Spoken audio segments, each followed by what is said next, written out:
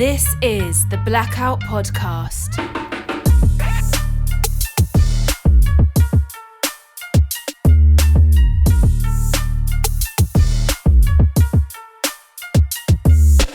Hello and welcome to the Blackout Podcast, where I get to talk with amazing people doing awesome things. And today I'm very lucky to have a funny, talented individual, Travis Lindsay, comedian in the city. Yeah. Thanks for coming on to the Blackout Podcast. Thank you for having me. Yeah, I remember reaching out to you and I was like, oh man, because you seem to have shows every night. Yeah. How do you even handle that? Let's start with that. It's very simple. Now it's very simple. It's pretty easy to navigate. A lot of them are just open mics during the week, working on stuff. The weekend shows are where it gets hectic and money is involved and all that stuff. But during the week, it's more just like going out, meeting some friends, and talking about your dick on stage. So, tell me a bit more about yourself. Mm-hmm. Well, I've been doing stand-up now 10 years. Yeah. I started when I was 16. Got the bug. Been doing it ever since. I've been doing it predominantly here. A little time in Toronto I did stand-up, but mostly Halifax is my home base and where I love to do comedy and that. And I've done shows as recently as last night, so, Tell me how it started at 16. What, like the stand-up comedy, what happened at 16? I entered a high school talent show. Oh. Because I didn't make my improv team. Because I didn't think they thought I was funny. Yeah. So I did it out of spite, and I won. Okay. And I didn't care about winning. I just knew that I loved the feeling of making people laugh. And from there on, I started sneaking into clubs with a fake note from the Liquor Commission saying I was an artist and I can perform here.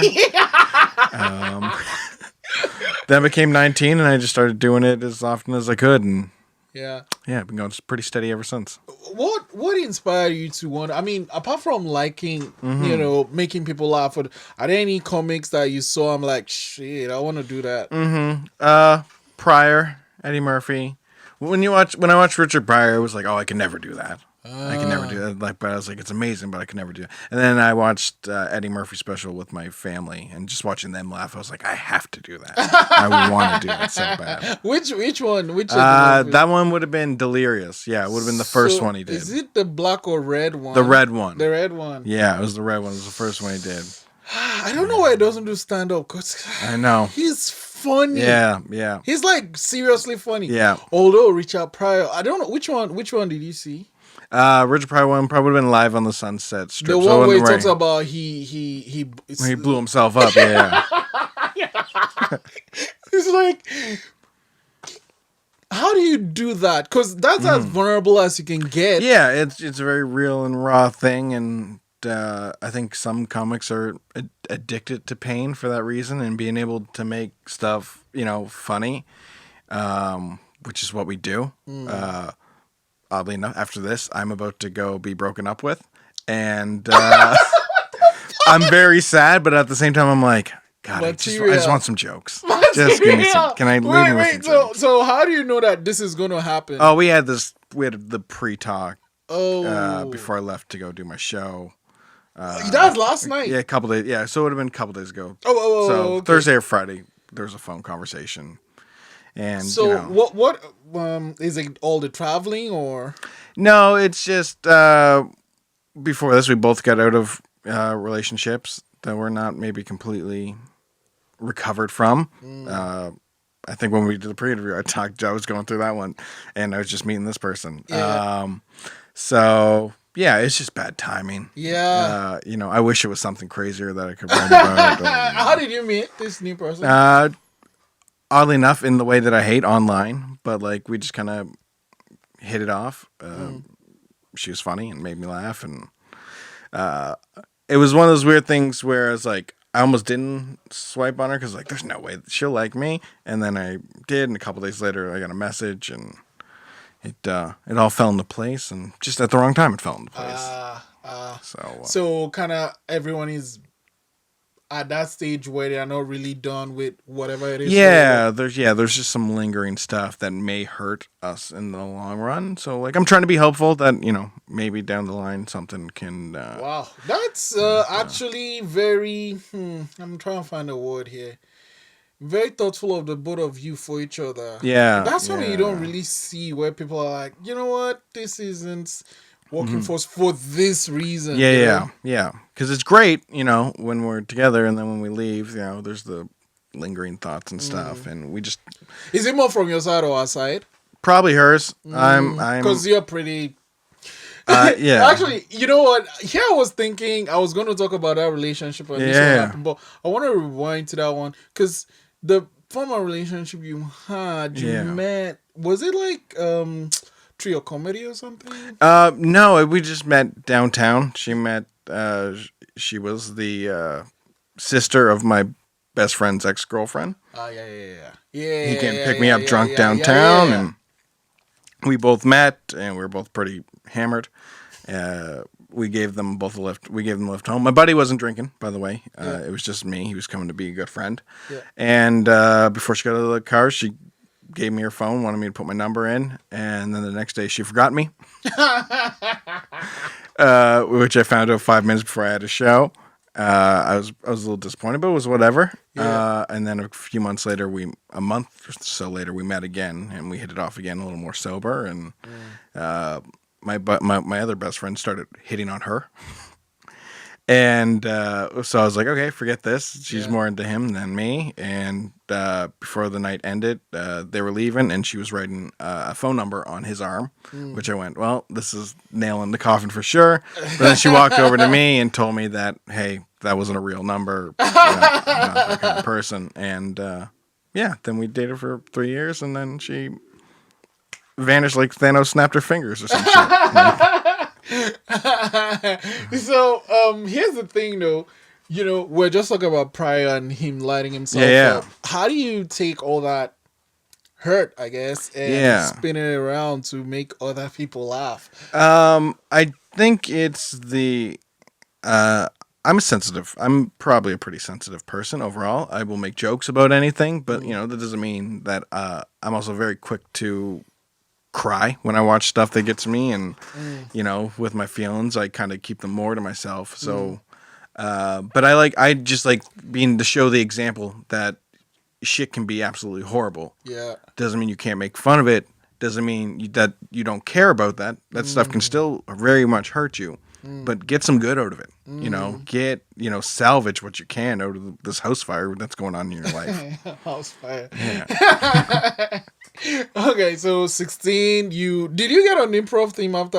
I did. Yeah. I was, like first audition, they were supposed to, they do like a week-long thing, and I did that, and like, you're gonna make it this year. You're fine.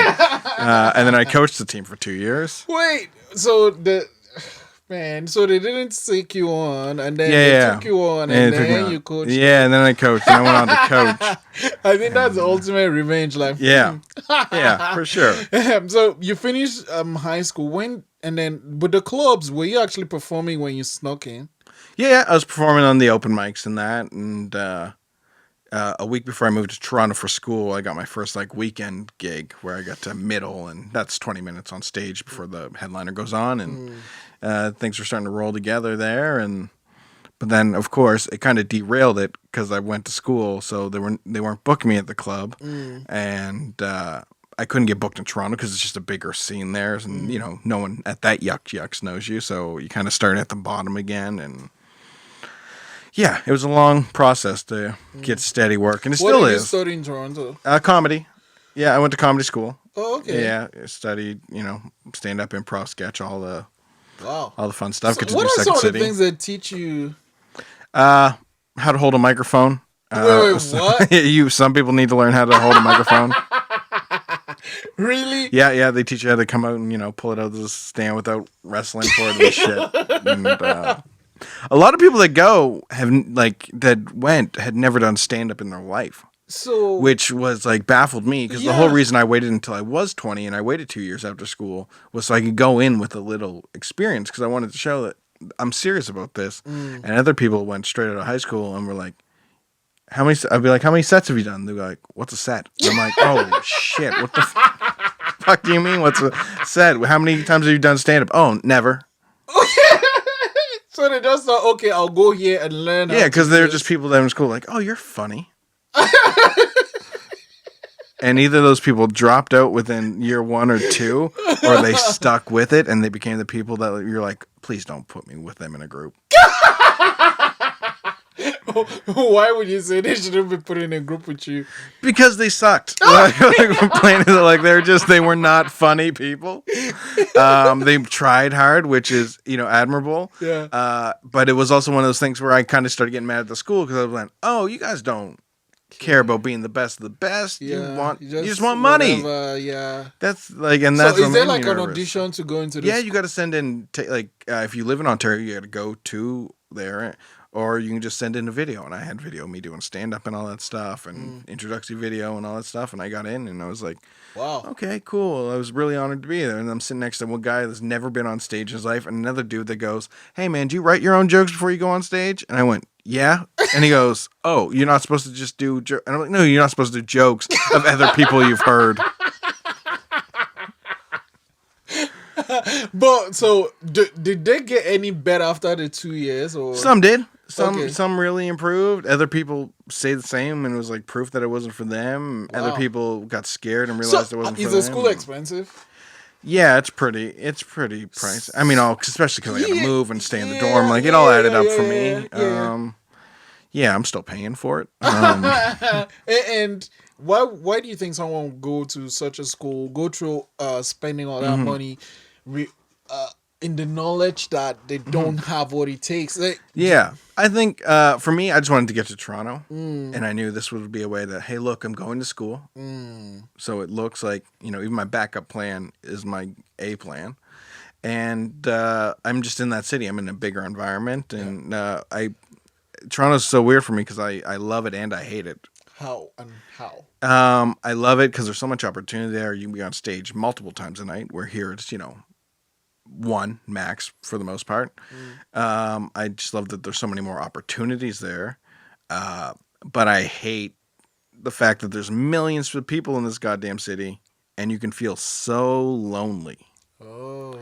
That I can be walking down the street and have hundreds of people pass me this side, and just no one's making, here you walk down the street in Halifax, even somebody you don't know, how's it going? Oh, it's a good day. Oh, good for you. It's like, there's something nice about that. There's something that makes you feel connected to people. Yeah. And those are the people I want to make laugh. I want to make the people that I have connections with, because I'm already a very shy person.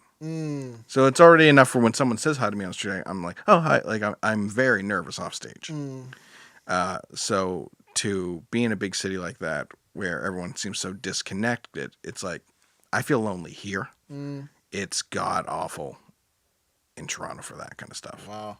So you finished school. Did you stay a while after that? I stayed a few months after, and it's expensive, and jobs are hard to find because they usually want to hire permanent residents there, and as soon as they see Nova Scotia on your resume, they're going to tear it up and not even pay attention to it. I didn't know that. Yeah, it's very hard to find a job or even a good place to stay in Ontario. So I came back. I was pretty upset when I first came back. I felt like I had failed. But it turned out to be the best thing for me because even though there's less stages here, I was getting more quality time, which is better for the stand-up I do, which is mostly storytelling and, not quick jokes where, you can do 10 sets on a Monday in Toronto, but it's 3 minutes long. It takes me 3 minutes to get into my shit. Yeah. My first 3 minutes is me talking to people. Yeah. So. Yeah, personally, that's the kind of comedy I like, though. I want to feel like I'm being taken on a journey with this guy. That's why I like Cat Williams. Yeah. Yeah, because, he starts his set with a story, and then 20 minutes later, he comes back to this one story. Yeah. I like I love doing like stuff like that. Yeah. So I'm engaged, and plus it's just funny, that guy. Yeah. What? So you you saw Richard Pryor, and then and then the Murphy, and say, "Want to do this?" Yeah. Went to school for that. What other comics? Just out there that you like? I mean, Chappelle obviously Oh is like, gosh. that's. Man. What did you think of his show? I love Chappelle's show. Yeah. I liked it later on. Like once I really started getting into comedy and seeing like the actual genius of it. Like that was big for me. But yeah, I've always loved the stand What up do you and evolution think? of it. What was your stance like when he got all that money and it's like, nope, I'm out? I think it's a brave move, for sure. But it's such a respectable move that he's not motivated by that, and he'd rather keep some kind of artistic ability. And I think he was just drained, and Hollywood can do that to you. I guess. I mean, I don't know. I don't like Hollywood can never fucking sound like an asshole. But yeah, I think he was under a lot of pressure, and especially I think being like in a black entertainer, especially you have two sides of this coin of being like you want to represent your culture and your people, and then you don't want to feel like a sellout because these are the people that made you, and you turn on them, they will turn on you just as quick. And yeah.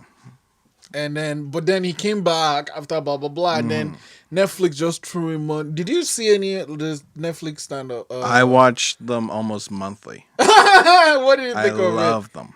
Yeah, I studied He them. did a controversial one though. I think it was about. Was it about gay people? Or? He did some like transgender. Yeah, trans people. Yeah, he Yeah, did some trans jokes and that, and some people got upset. And yeah, that was heavy. Do you know another heavy? What's his name? This guy that. Oh, he has like a dry kind of joke. Okay. He was one of the Me Too people. Louis Yeah, CK? him. Mm-hmm. The joke he made on Saturday Night Live about pedophiles. Oh yeah, where having sex It with is kids actually a really really funny smart joke. Yeah. As in how. What do you? Okay, you're coming. Like, what goes through your mind when shit? This thing is funny, but maybe I shouldn't say it. Yeah. If it's funny, then I always say go for it. Take that risk. Live and die by the sword. You know that some people are gonna just on the word alone. Yeah. Which is not where you should be getting mad at. You should be getting mad at the context of the joke, not the word itself. Because if I say pedophiles is bad, and immediately you go, you don't say pedophile, and it's like I just condemn them, but you were so hung up on that one word you didn't let me finish the point.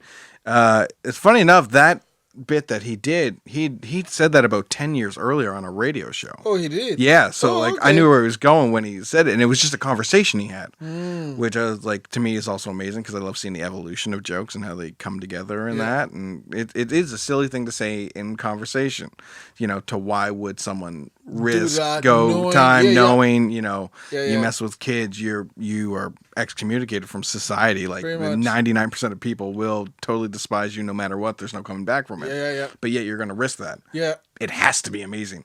Like, I mean, like that's like the fact he delivered it like that was like. That's the thing about that joke. Yeah. It is funny. He kind of reminds me of an episode of South Park. I don't know if you watch South Park. So there's an episode of South Park where there's this robot that tells jokes. Have you seen that? Yes, one? yeah. And then the ultimate joke was pretty much him just opening a gun. On the audience. Yeah. And it's funny, but again, it's. I'm so happy I don't do comedy and I'm not funny because I think I'll get to that point where it is so funny, but yeah, no, sometimes you just got to go for it. Sometimes you say something and you go, I know I'm going to lose 3 or 4 people in this room right now.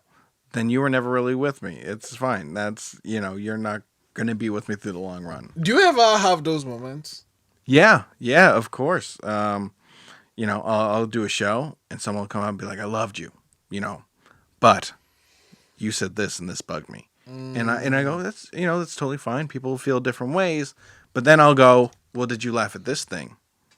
And they'll go, yeah, that was hilarious. And I'm like, well, why is it okay to laugh at that? But now that I come around to something that's a little sensitive for you, now it's a no-go. I've literally had people, I'll joke about, not having my dad. I'll joke about, dealing with racist stuff, and everyone's all fine with that. But then I'll say a word, I'll drop cunt every now and then. Not even every now and then. There's one time I say it, and they go, "That's where you lost me," and it's like, well, a 4-letter word, or like you're totally fine laughing at me talking about growing up without a father and living in an abusive home and like all those jokes. But I say one word, silly and sarcastically, and now you're no go. And then as a comic, right? How do you think? Well, I mean, your brother read about it, but being black and being a comic in the city, how's it for you? Fine. I mean, when people do realize I'm black and I'm not, I've had people go and be like, "Oh, you're funny. It's so funny. Great to see an Egyptian comic." And I'm like, I'm not fucking. What do you mean?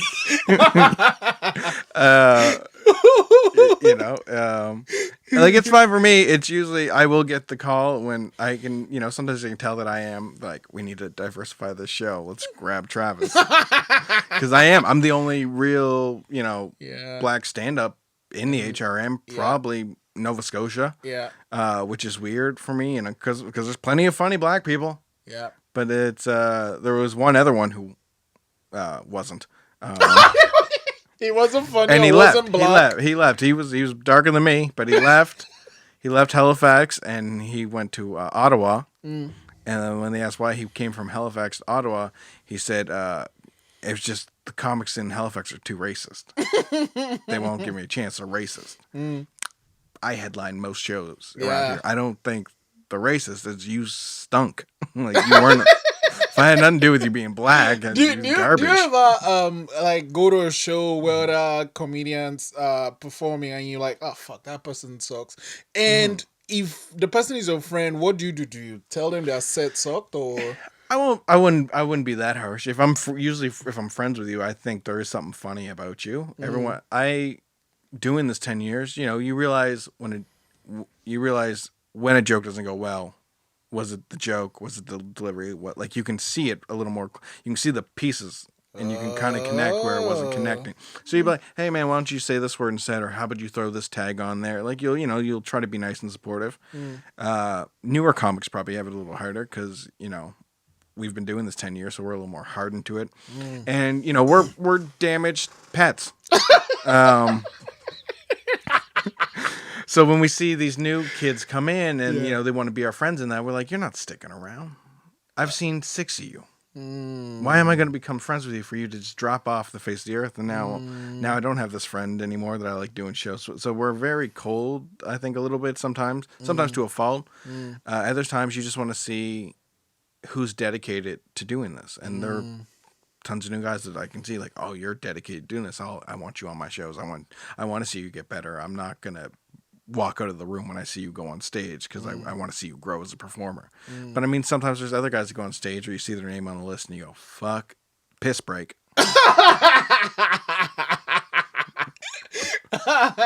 What, just because they're not funny or just because they don't have what it takes? Yeah, not even that it's not funny. It's just that it's so bad. Like, because there's some people that stink and it's hilarious. Yeah. And I love to watch those. I love watching that because they'll be so bad. Yeah. It's going to affect the host when they come back up. It affects the mood of the room. Like, and but if someone's just garbage for the sake of being garbage and unaware that it's garbage, I can't suffer that. It makes me remember people that go on America's Got Talent. Yeah. Oh, yeah. Delusional. And it makes me paranoid because I go, is that me? Has that been me for 10 years? Do I stink and just no one has the goddamn balls to tell me that I'm awful? But what happens in that situation? Do you think that's a thing? Like, I think at a base level, we all kind of know we are okay or not okay at something, don't you? I think people with common sense do. And then I think there's 3 or 4 people in the scene that just...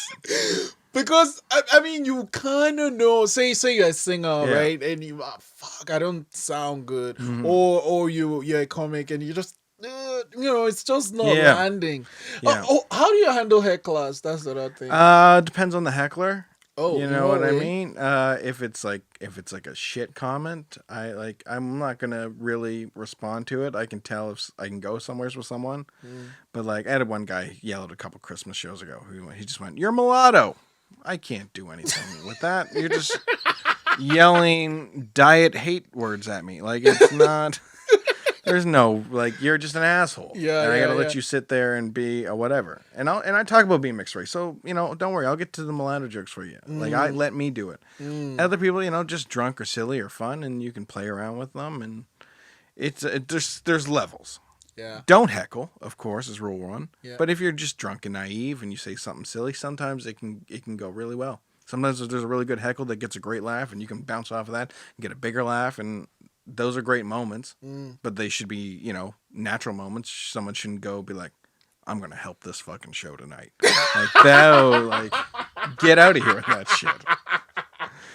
And you can tell who does that. You can tell who's just trying to have fun. You can tell who wants to be the show. And if you want to be the show, I'm gonna hurt your feelings. I've ended relationships on stage before. Give me an example of that.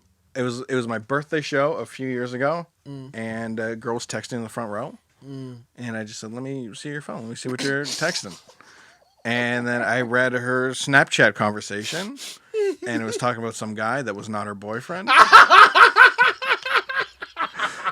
And then I threw her phone back at her, and then they like both left the room, and they broke up. So, talking about phones, why do you think Chappelle says no phones in his show? Because of something like that is distracting, or what? It's because he doesn't want to be recorded working on jokes, which I get. Like, even us, like, at low level as we are, we don't want people recording our stuff and it getting out there before. Because you may get mad at a joke I tell, but I'm trying to still figure out the recipe for that goddamn bit. You know what I mean? Like, I'm trying to work. So, yeah, it sucks now. Okay, give me 6 months, and then I'll show you the finished product. You're trying to watch me write the blueprints. Wait till I'm ready to start building the building. So, I totally get why he doesn't want, especially because he's such a big name. Yeah. And there's a lot of value in his material, and stuff, still gets out about him. Like, there's specials there's like hour-long sets of Chris Rock on YouTube and hour-long sets of Chappelle that are bootlegged and shouldn't be out there. Of course, I watch them. I find them, but I'm not watching to judge. Yeah. I'm watching to study and an artist work on his and I'm not going to shit around and be like, "Oh, you got to watch this, you got to watch that." Yeah, I just I like seeing them work on jokes. I like seeing Chris Rock with a notepad being like, "Maybe I'll try this joke." And then when that special comes out, I will appreciate it as a comic because I've seen the work. Yeah. Other people will go, "I heard him do that joke." And it's like, no, you heard him start that joke. You watched him on the special do the joke. You saw him work on the joke. That's two different things. It's funny. People will go, "You did the same joke twice." And it's like, did you see me in the same week? Yeah. Well, yeah, of course you saw me same because I'm trying to get it good. So when I record it, people will buy it. I try to turn over material a lot. But still, you're gonna hear a couple of the same things. It takes time to make a new act. And so, what's your process like? Say, fucking the bus or whatever. You hear something like, "Shit, that's funny." What happens from that moment till when you know the joke is ready? I'll put it down as a memo on my phone, and then maybe I'll bullet point things that happened in the story or whatever. Or I'll go. There's an app on my phone called Comedy Companion, and it has jokes in development, and I'll put it in there and lock it in, and then next time I'm at an open mic, I'll tell the story with no jokes or anything added. I'll just tell it as it is to find the natural funny in it.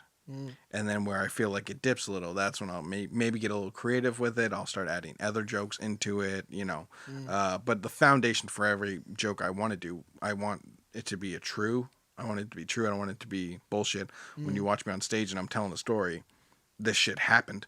Maybe not chronologically in the right order, but like the base and the meat of the story is always 100% honest. I hate bullshitting. I hate lying,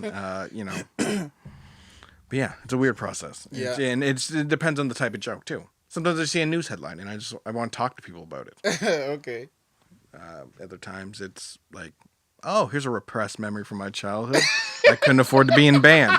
Let me get this up. It's just therapy. It's just therapy where I don't want anyone to talk back to me. So you get on the stage and when do you that's the one. When do you now decide this joke is ready? I have a hard time doing that. I think some jokes are never ready. There's jokes that are like 5 years old that I'm like, now I know where the ending is, and like no, then I'll run to the stage and try and like. So you never really know until, to me, if it's on an album or something, it's done. Which is like one of the reasons I'm kind of happy I'm having so much trouble releasing this stuff, because even though I do have new time to do, it is like you're sending your kids away. Yeah. It's like I've watched these things grow, and some of these are literally stories of my life that I'm not allowed to tell on stage anymore. There's some stuff I've edited out because I wasn't ready to let go of it. I have jokes about like my great grandmother and stuff, and she's passed away, and that's kind of those jokes I still like doing every now and then. And I could get away with doing. No one knows who the fuck I am, so no one's gonna be like, you already talked about your dead grandma. Like, I know you didn't have hear my special, so it's fine. But it's a weird thing to let go of jokes, and I get why comics kind of hold on to bits as long as they can. Some just because they can't come up with new shit. Others because they truly love them. Where you're like, fuck, I just can't come up with something new. Yeah, I go through what I was on a podcast that I do. I was talking about, because my other buddy, he's a comic, Andrew Vaughn, and he was talking about he's just in a rut right now with comedy stuff, and I am kind of too. And I just call it the comedy flu. You feel very sick, and like you're like like you're on the verge of death, and like maybe I've run out of everything that's funny. Maybe I don't have anything else funny left to say. Maybe because there is that weird thing. There are moments there are days I wake up before a show and I go, I don't know how to do this. Oh wow! How do I just open a show? Like you forget everything, and it becomes a part where material runs dry, and you don't want to do even the newer stuff. You look at it and you go, this is old garbage. I don't want to do this. Gotcha. You always want that next fix, that next hit, because, sometimes the joke still kills, gets a great response, but it doesn't do anything for you. But that's the moment when you know a joke's good, which I learned on watching Jerry Seinfeld's Comedian. Comic named Colin Quinn said that's when you know like a joke is a joke. It's like when you're doing it and it's killing, and you're like, big deal, I made you people laugh. Like you're just not even, like, it's so easy. You feel dirty doing it. Okay. So now with shows, right? How is there any hierarchy when they call out comics? Is there, or is just whoever is there, they just call the person out? Like, is there any reason why someone is number 1 and someone is number 6 or whatever? Like, what's this? The Halifax Comedyfest, right? Yeah. The last person is like the they usually the headliner of the show will be but the then name. Does the other how they place the other people? Sometimes it's just random. You know what I mean? Okay. With most like open mic shows, if you're on the very first, it could mean that comic has another show to get to, because sometimes they'll be a big name and they'll hop on first, do 5 minutes, and fuck off to the next show. Or it could mean that it's just a comic that's trusted to open the show right. The other times it's just there's a new guy, put him on. So not the too person new. that starts the show is super important. Yeah, I would say so. That really gets some, because unfortunately, hosting is such a thankless job. Yeah. There's a show, there's a thing, the Three Kings or whatever, where this guy Harvey was the host. Yeah, Steve Harvey. Yeah, he did a bit about Titanic. Yeah. I don't know if you can remember. So it's like the Titanic was sinking and these people were playing music, and it's like it was some black band of a fucking unplugged. That joke, I'll never forget it. Yeah. And he's like the host, right? I mean, he introduced every other person. Yeah. So yes, you're right. The host is super thankless. Yeah, it's such a thankless job. Like, I hate hosting shows for the mere fact that like the show will end and people going, "You're really funny. You should do comedy."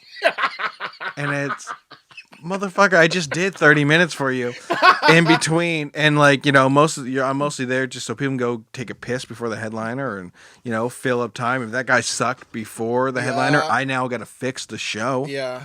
It's such a thankless job, but it's such an important job. Yeah. And I don't think people realize that. So really, you know, when you go up first as a host, some people are scared to take bullets because the audience isn't warmed up. Well, then it's your job to get them warmed up. Thank you for doing that. It's a sacrifice. We get it. The only time you need to really be worried in the lineup is like if you're constantly on the show and you're in between two great people, because that means you probably stink. And now we got to fix it. And so they give somebody good, then you, then somebody Yeah. good. So it'll be like someone good. So it's like, see what we're doing? And then like someone sucks and it's like, no, remember there are good people on the show. Don't leave. So whose responsibility is it to call out the, like, not the host, whose responsibility is to write that list? Whoever runs the show.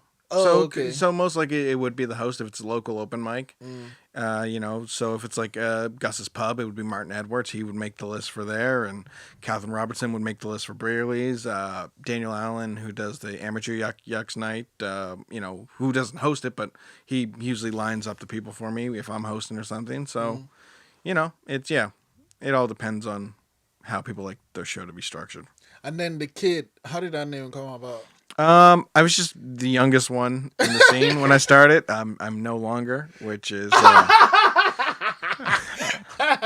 so like the boy in the people that started with you 10 years ago. It's still young, so yeah. So I was really young when I started. So I think some people called me kid.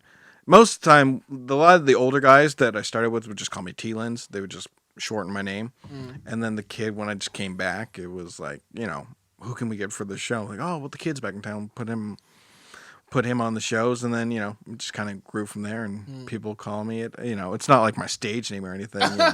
but you're calling on special that. Yeah, the kid. Yeah, you know, just the title, but you know, it's still just Travis Lindsay. The kid is all right. You know. I like that title. You came up with it because of what they call you, or? Yeah, well, I guess that part just, and also just being all right in general is a big statement. I think it encompasses a lot of, you know, I talk about a lot of personal stuff, and, you know, through all that, I'm all right. And just at comedy, I'm all right. Like, it wanting to be accepted by my peers. You know, I won a comedy competition in New Brunswick a few years ago, and one of the bigger comic that I got to open for, like, you know, saw me at the after party and was, oh, there's the kid, bring him over. And I was like, okay, I'm all right. Like, I'm all right in this business. I'm all right following the path that I'm on. So, yeah.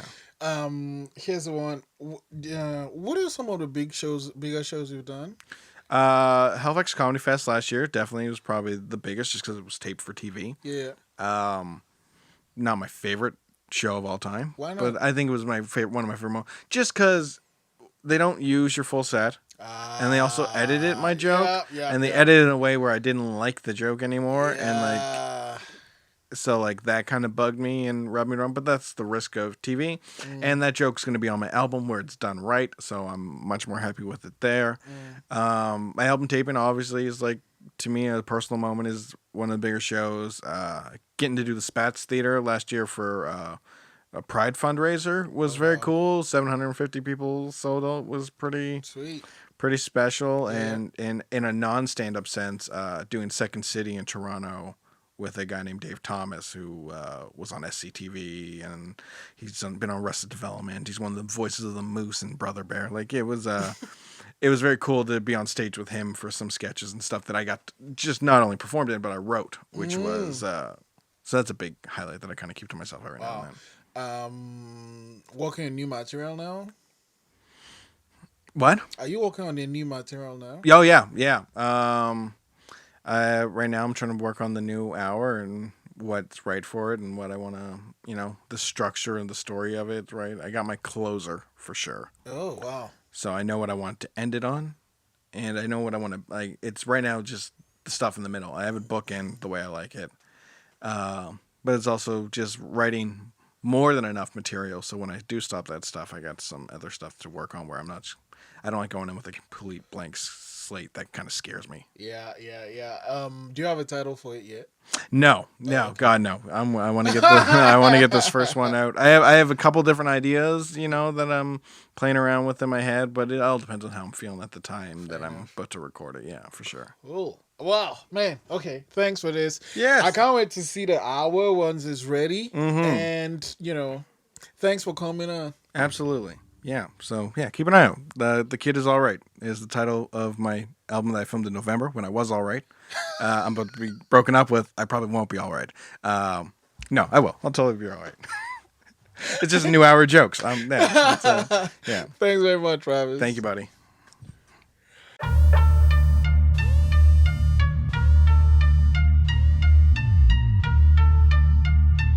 This is the Blackout Podcast.